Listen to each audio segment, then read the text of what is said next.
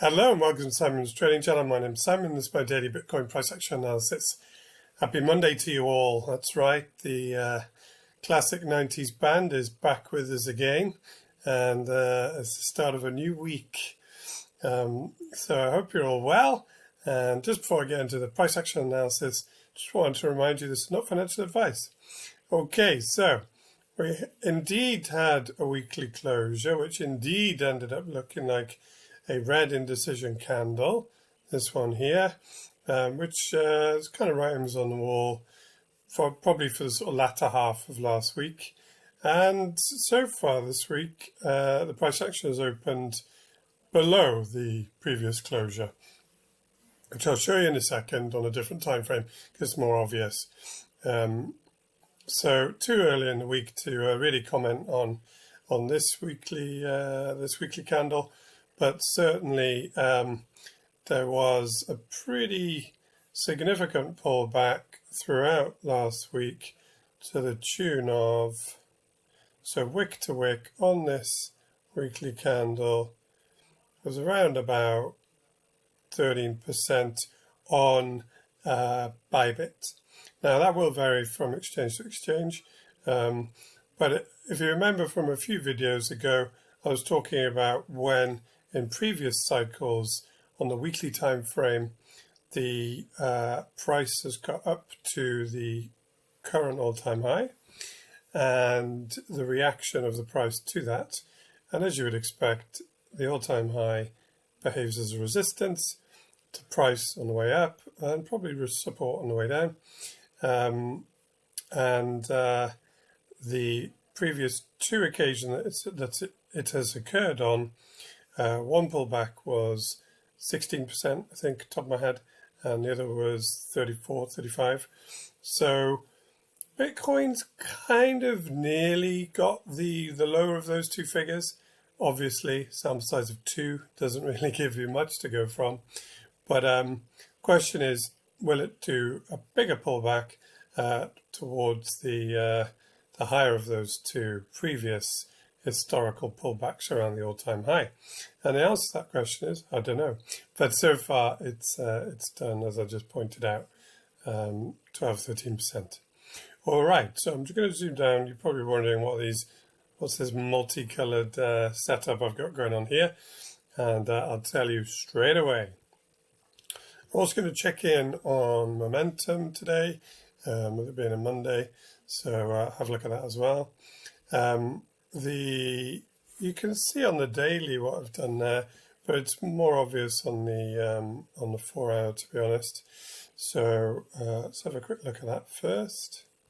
So this is a 4 hour. It's the same range it's been in for some time. In fact, back to Thursday last week, when Bitcoin put in this high, and then so that becomes a range high in in Simon's ranges of randomness.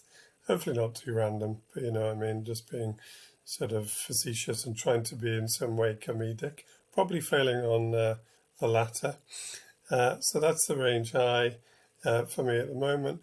The range low on the 4 hour is coming in around about 64.5, and then the midpoint of that, literally 50%, is coming in at basically 69. It's somewhere between 69 and 70,000, so just call it 69.5. And yeah, effectively, the longer that Bitcoin ranges between 74 and 64.5, the more likely it is to break the top side of that range rather than the bottom. And the reason for that is when you're in a strong uptrend like Bitcoin is, if you can continue sideways in a consolidation manner, then you're more likely to continue the overriding trend.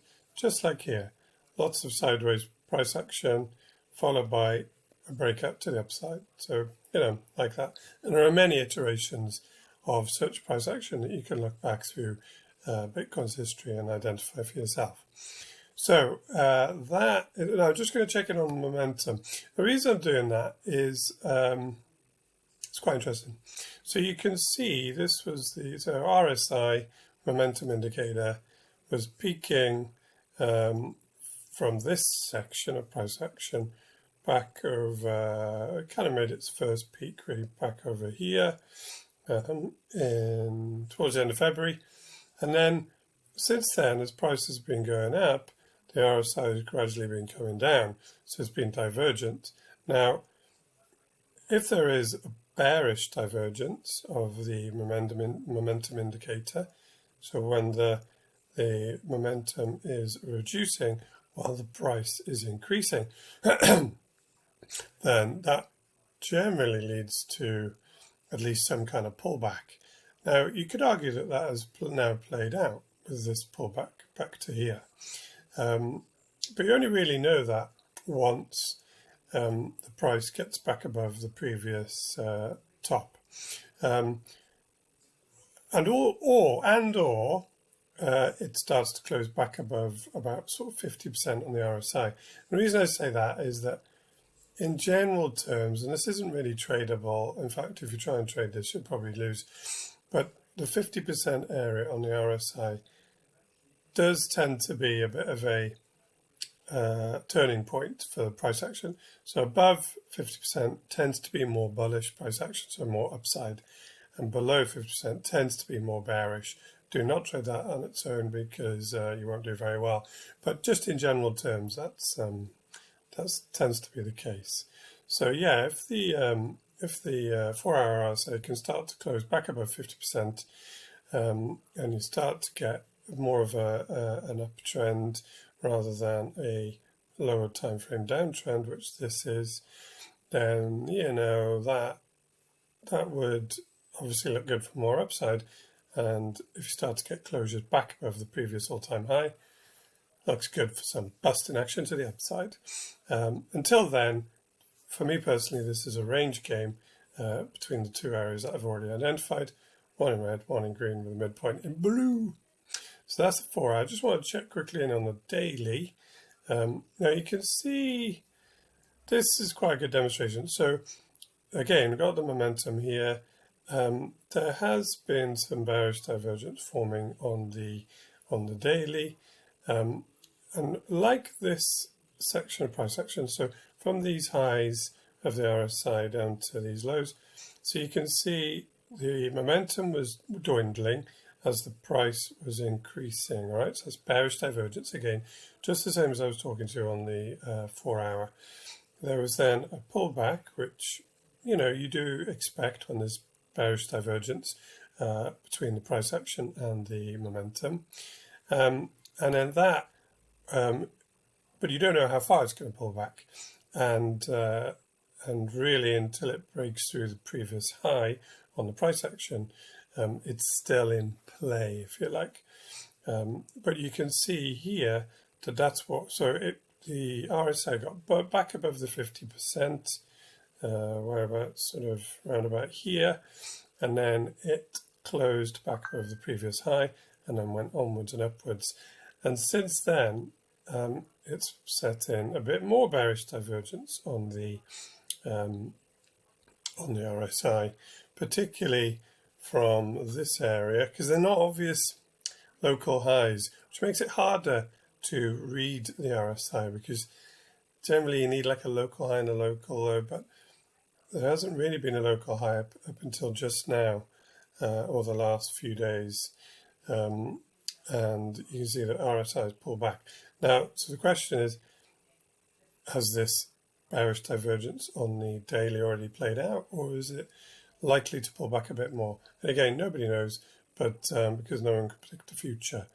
But, as long as this RSI is above the 50, generally, you still got a bit of a bullish bias, or I certainly do. I don't know what you have, I certainly do. You could easily see the price sort of coming back up to the top of the range, but the RSI then not getting higher than this previous part, and that would be a continuation of a bearish divergence. So that may then sort of build for a bit longer, and you get further pullback. But right now, I think more can be gleaned from the 4-hour, and at the moment, probably more of a bearish bias, but I'm personally more range driven until Bitcoin starts to close a few 4 hours below 64.5. Now, I hope what I just said makes sense, and it's difficult to summarize and sort of do any kind of RSI teaching all within the confines of a 10-minute video with Bitcoin price action analysis. So I'm sure there are people who are much more fluent at doing so, and in which case, that they'd be useful places to go and learn more about how RSI and price action are interrelated and intertwined. But I hope I did a reasonable explanation of my thought process when I refer to RSI. For me, it's a divergence indicator rather than a tradable price action indicator. But there you go. Wow, that's 11 minutes already. I can't believe I've been wittering on for such a long time. So take-home message is, for now, more upside for me personally above, with 4-hour closures, above 69, but more 70,000, and then maybe a retest of the all-time high. But 4-hour closures back below 64.5 would likely then revisit 61,000-ish, and then maybe down towards about 59, just like I've said in the previous videos. Right, I don't want to overstay my welcome, so I'm going to leave it at that. I hope you've had a good day. You've enjoyed the start to your week. I was going to do something else, but I'll leave it for tomorrow because I've run out of time. And if you've enjoyed the video, do me a favor, like and subscribe. And if you haven't, don't come back tomorrow because I'll be doing it all again then. Take care. See you tomorrow.